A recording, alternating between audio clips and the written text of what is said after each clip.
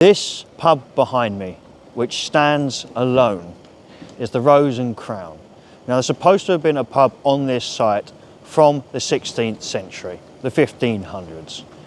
Whether that's entirely true or not, we'll leave that up to your imagination. This pub was rebuilt in the 19th century, the late 1800s, and now stands as a testament of time. There's a reason that it's so unique on this street.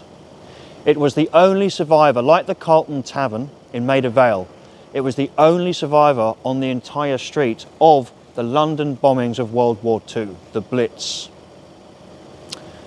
Now, a lot of the houses that were struck obviously had to be taken down, but you could be next door or a few doors down when a bomb struck and it would knock out the foundations of your house. So the whole street was destroyed, and somehow miraculously this pub, like the Carlton in Maida Vale, survived unblemished, and it gained the name The Germans, or the Germans pub, mainly The Germans, as a nickname, as if the Germans had some sort of sympathy or love for it.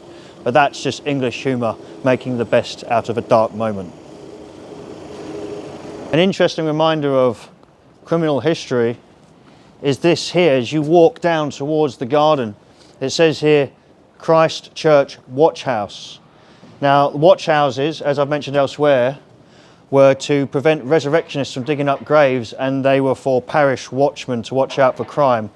They were the early police of the day, but most of them were susceptible to bribes, constables and people like that. They made their money out of reward money and bribery.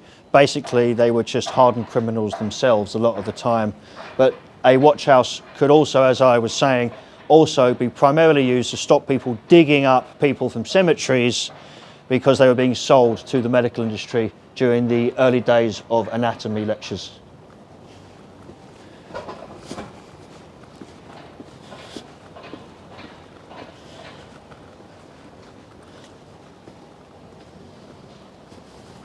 Now, it goes without saying we lost a great many pubs during the Blitz of London. Pubs were rebuilt, but not in high enough number. Examples such as the Dolphin on Red Lion Street, or the Rutland Arms on the banks of the River Thames in Hammersmith. But there are a few gems like this that still exist as they did before the bombs landed. Now, it's actually also symbolically got Britain's oldest brewer to its name. It's got Shepherd Neame, just written there up above its sign, the Rose and Crown. So not only is this building in its original form, it's also being served by the oldest serving brewers in England. It would be criminal of me not to point out the contrast, because we can look here at this beautiful building, but if we just pan up there ever so slightly, you see how massive that contrast is.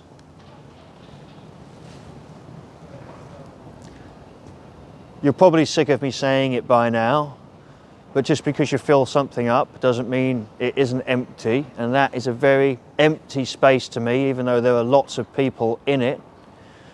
And this is just a tiny strip of character which has a lot more to it, inside and out, than something like that.